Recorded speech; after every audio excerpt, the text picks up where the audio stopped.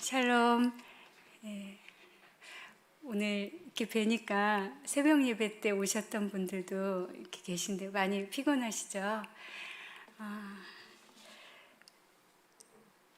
제가 조금 여러분들 피곤하심을 풀어드리려고 제 조금 부족한 부분을 나누려고 합니다. 요즘에 올해 가장 저에게 올 초에 가장 큰 도전 중에 하나는 운전면허를 따서 운전을 하는 것이 저에게 올해 상반기 가장 큰 도전 중에 하나입니다. 왜냐하면 제가 겁이 굉장히 많거든요. 굉장히 많아서 다른 분들이 괜찮다, 별거 아니다, 운전면허 처음 따는 게 그렇지, 괜찮다 이렇게 격려를 해주셔도 아직 도로주행 시험을 남겨놓고 있거든요. 장내 기능은 계속 떨어졌다가 드디어 간신히 붙고 도로주행 남기고 있는데, 여전히 자동차 기계를 몰고 제가 이렇게 나간다는 것에 대한 두려움이 굉장히 많습니다. 제가 심지어는 지금은 많이 나아졌는데요, 지금도 사실 무서운 영화나 음악이나 장면 같은 거를 보지도 않지만 어쩌다 실수로 이렇게 한번 쓱 지나가는 영상만 봐도 사실은 되게 여파가 커요. 그래서 예전에는 벽을 제가 떼지를 못했어요, 등을. 그리고 머리를 잘 감지 못했어요. 왜냐하면 천정에서 뭔가 있을 것 같고 벽 뒤에 뭔가 있을 것 같아서 벽에 맨날 붙이고 이렇게 다녔었거든요. 그래도 지금은 많이 나아졌습니다. 하여튼 저의 가벼운 일상 중에 나타나는 두려움 있고요. 여러분들도 아마 여러분 안에 두려움이 여러 가지 모양으로 있으실 겁니다. 그게 개인차 어떤 정도의 차이는 있지만 우리 안에 모든 두려움이 있죠. 어떤 분은 그냥 잠깐에, 또 몇 번에, 그렇지만 어떤 분은 몇 개월 동안, 심지어는 수년 동안 그 두려움을 가슴에 담고 계신 분들이 있을 것입니다. 근데 이 두려움은 사실 상관없을 때는, 나와는 상관없을 때는 별로 이렇게 생각이 없죠. 근데 나와 관계가 있고 내가 해야 할 일이라든가 나와 부딪히는 일이면 두려움이 생기게 됩니다. 오늘 한번 이 그림을 한번 보았으면 좋겠습니다. 이 그림은 이젠하임 제다나라고 해서 마티아스 그리네벨트라는 성화를 그리는 유명한 화가입니다. 이 사람이 십자가 예수를 그린 그림인데요. 성전의 제단에다가 올려놓은 그림입니다.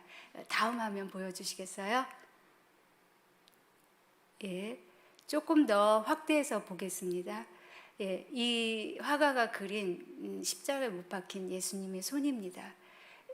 여느 십자가 그림하고는 좀 다르죠. 손이나 피부가 되게 거칠고 더군다나 이 손이 완전 비틀어져 있죠. 사실 실제로 십자가에 못 박혀서 저기 하면 근육이 경직될 뿐만 아니라 다 뒤틀린다고 합니다. 실제로 예수님이 십자가에 달리셨을 때 대부분의 사람들이 이렇게 근육이 다 뒤틀린다고 합니다. 두 번째 그림은 발입니다. 발도 역시 뒤틀려 있죠. 장시간 고정되어 있으면 모든 근육이 뒤틀린다고 합니다. 그 다음 몸통, 예수님의 몸. 지금 이 예수님의 얼굴 표정이 이렇게 화면으로 잘 보이시는지 모르겠는데요. 피부나 이 근육 이런 것이 너무나 사실적으로 그려져 있죠. 예수님의 십자가 고통은 예쁜 성화에 나오는 그러한 그림이, 그런 현실이 아니었습니다. 정말로 온몸이 뒤틀리는 그러한 고통을 갖고 계셨죠. 오늘 이 본문을 한번 같이 읽도록 하겠습니다. 마가복음 14장 30절에서 36절. 이 십자가를 앞에 두고 예수님이 기도하셨던 그런 겟세마네 언덕에서 기도하셨던 장면이지요. 자, 30절 제가 읽고 31절 서로 교독하도록 하겠습니다. 예수께서 이르시되 내가 진실로 내게 이르노니 오늘 이 밤 닭이 2번 울기 전에 네가 3번 나를 부인하리라.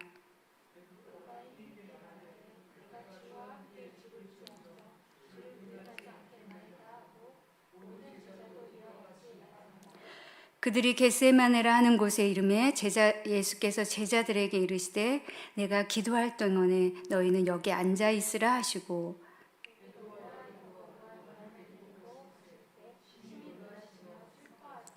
말씀하시되 내 마음이 심히 고민하여 죽게 되었으니 너희는 여기 머물러 깨어 있으라 하시고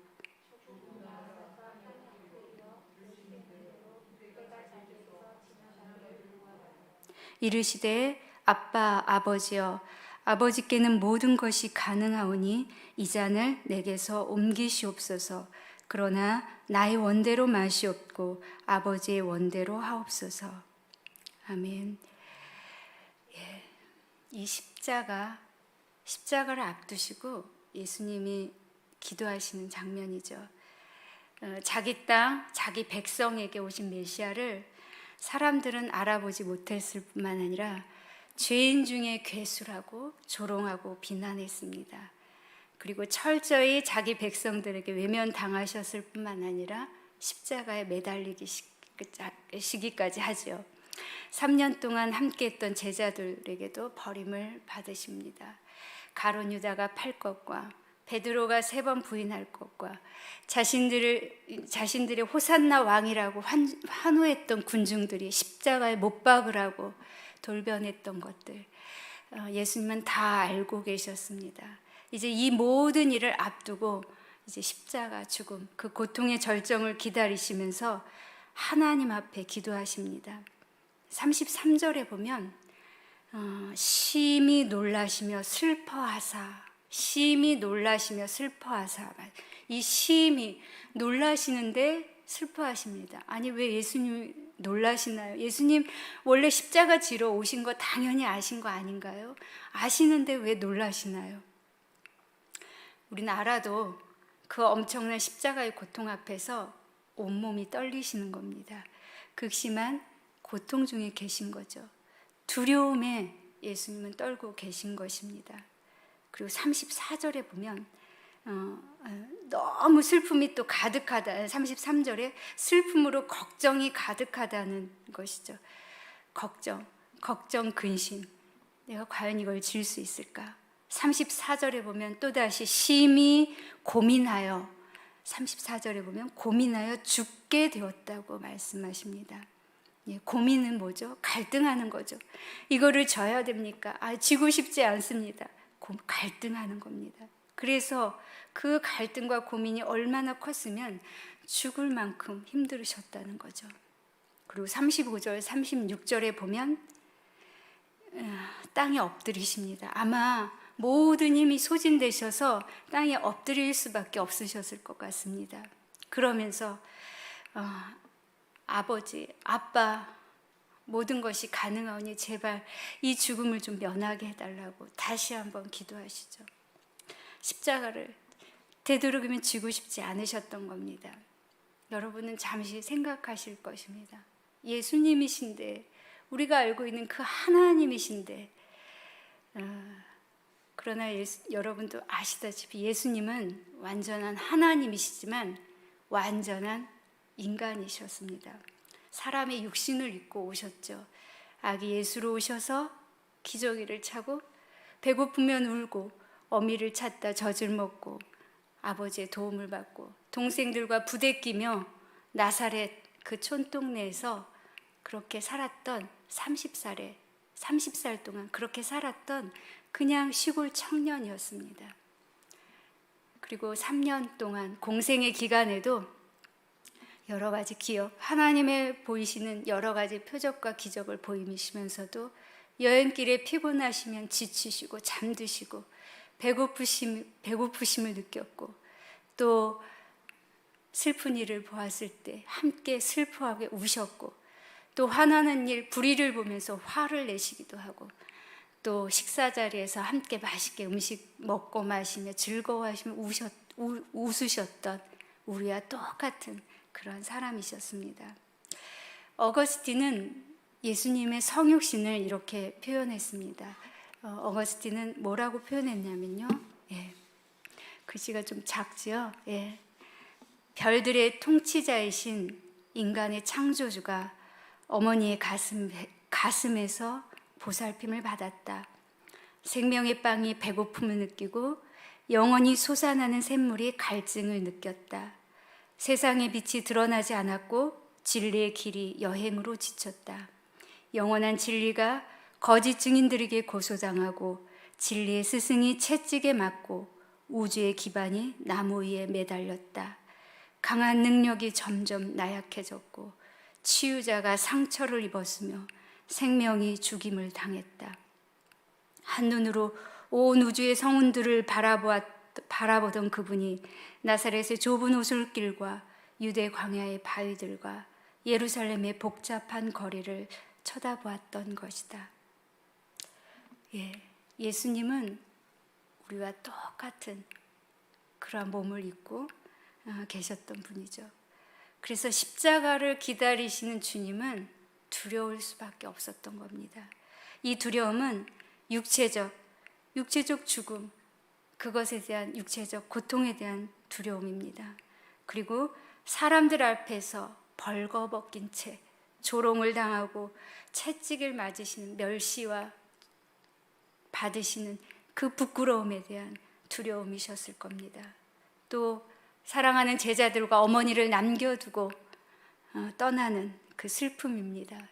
왜냐하면 앞으로 제자들이 겪게 될 고난과 어머니의 슬픔을 아들 예수는 누구보다도 알았기 때문입니다.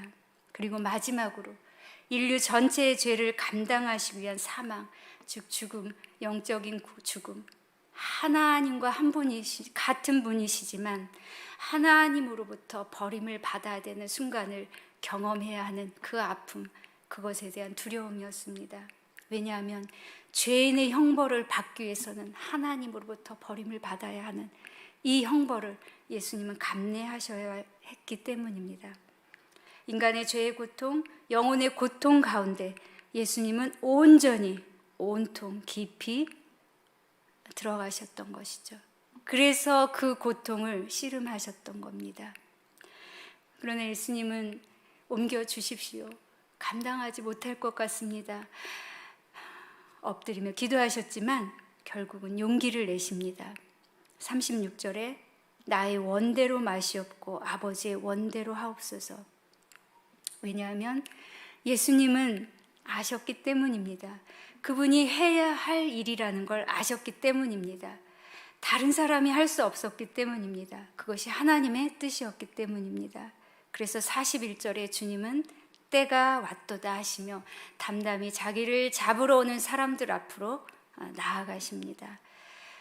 십자가는 추상적인 게 아닙니다. 십자가는 예수님, 하나님 되신 분, 하나님이신 예수님이 하나님의 초월적 능력으로 감내하신 것이 아닙니다.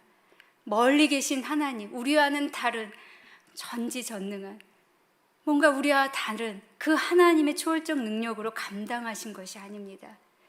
그냥 한 사람, 연약한 한 인간으로서 온전히 그대로 고스란히 그 고통을 다 감내하시는 가운데서 용기를 내셨던 겁니다. 용기는 두려움 가운데 있는 것입니다. 두려움이 없다면 용기 낼 필요도 없습니다. 또 용기는 두려움이 없는 것이 아닌 두려움 가운데 해야 할 일을 하는 것입니다. 또 용기는 연약함이 없는 것이 아닌 연약함 가운데 움직이는 것입니다. 수많은 믿음의 선진들이 이 두려움 속에서 하나님의 주신 뜻을 따라서 용기를 내었습니다. 예수님이 떠난 자리가 어떠했습니까? 초대교회 십자가 골고다 언덕에서 죽으신 그 십자가 골고다 언덕으로부터 온 예루살렘 지역은 예수님의 제자들이 일어섰습니다. 교회가 세워졌습니다. 그리고 그것을 넘어서 유대와 사마리아와 그리고 안디옥 교회, 그리스, 로마까지 교회들이 일어나기 시작했습니다. 그 그리스도인이라는 별명, 이 별명은 사실 초기에는 비웃음이었습니다.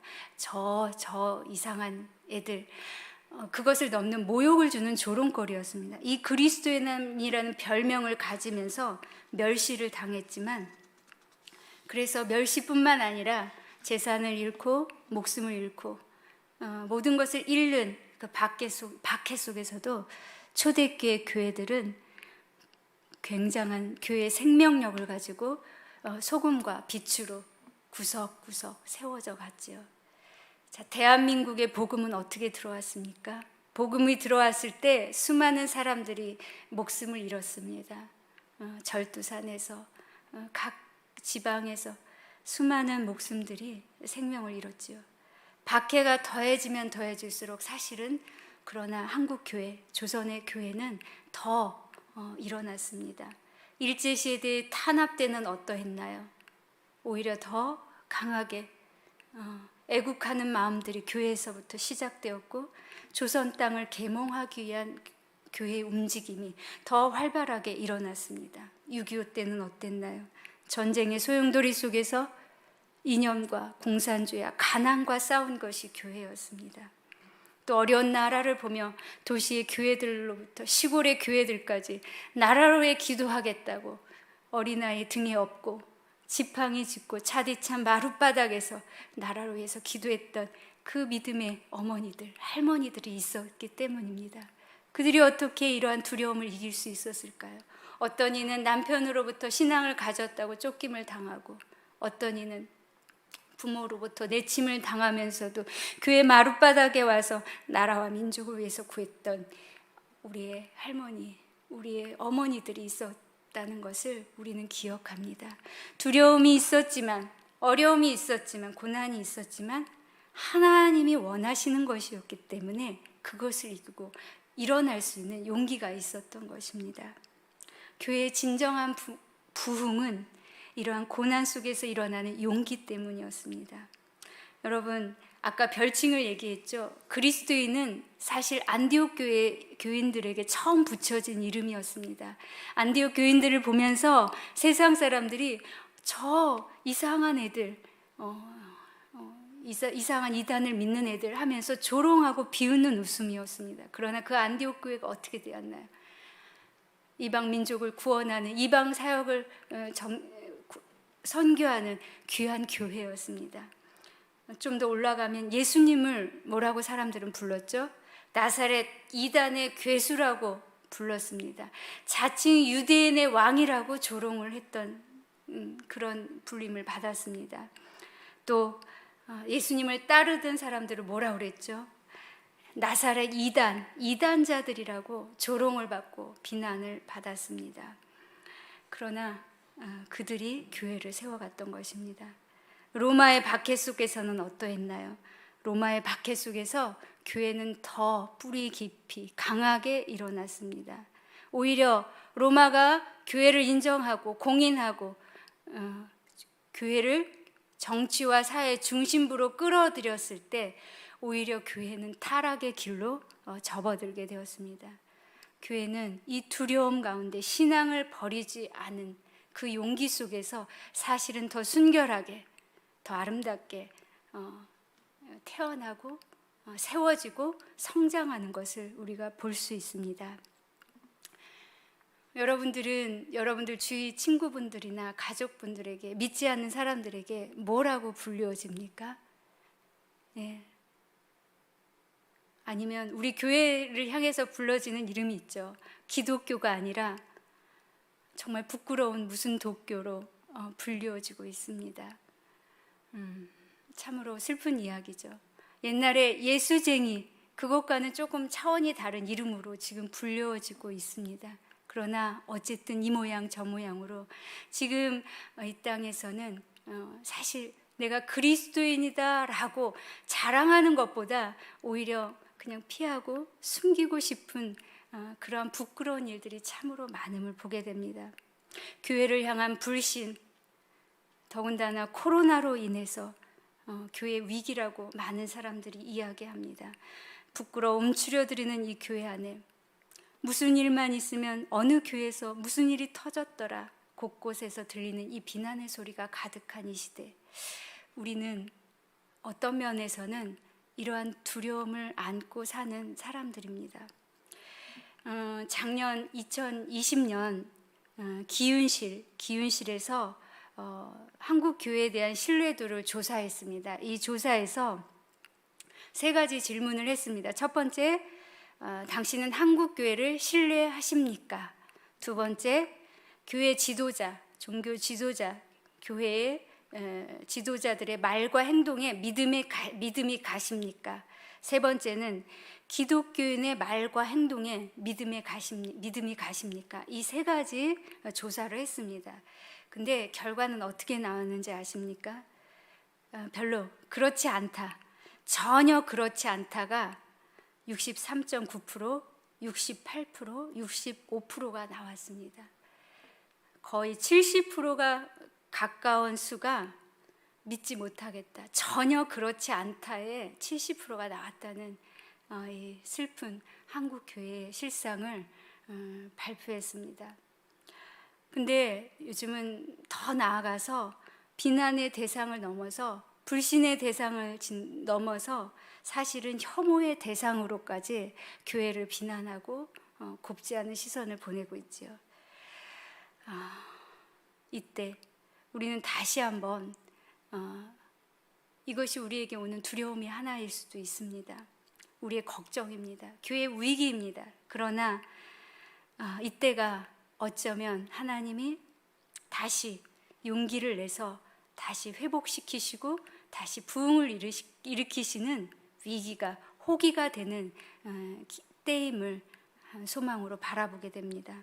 왜냐하면 이전에 보았던 것처럼 물론 그 박해나 고난은 그 성격이 다르긴 하지만요, 하나님은 주변부로 밀려난 기독교, 중심부에 있을 때부터 주변부로 밀려가고 뭔가 비난의 대상이 될 때 교회를 정화시키는 일들을 하셨습니다. 그리고 그 걱정과 두려움 속에서 그리스도인을 일으키십니다. 우리 삶으로 들어와 봅니다. 하나님께서는 분명히 나를 통해서 하시고자 하는 일들이 있습니다. 하나님이 나와 상관이 없다면 사실 하나님 앞에서 두려울 것이 없습니다. 나와 상관이 없는데 걱정되고 두려울 것이 무엇이 있습니까? 그러나 우리는 하나님의 사람으로 부르심을 받았을 때는 하나님이 원하시는 삶이 있습니다. 각자에게는 어쩌면 고통스럽게 몸부림치며 나아가는 그것이 있을 수 있습니다. 예수님이 겟세마네 기도 그 현장에서 심히 고민되어 죽을 것 같다라고 고통하며 신음하셨던 그 신음, 어쩌면 우리의 기도 제목 중에 한두 가지는 있을 수 있습니다. 제발 이것만은, 하나님 이것만은 안 돼요. 저 이거 할 수 없습니다. 이거 하면 저는 죽을 것 같습니다. 기도하며 울부짖는 기도 제목이 있으실 것입니다. 하나님 옮겨주세요. 제가 아닌 다른 사람이 이걸 하게 해주세요. 저는 못합니다. 다른 사람이 더 잘해요. 저는 못합니다. 피하고 도망치고 싶은 그것이 있을 것입니다.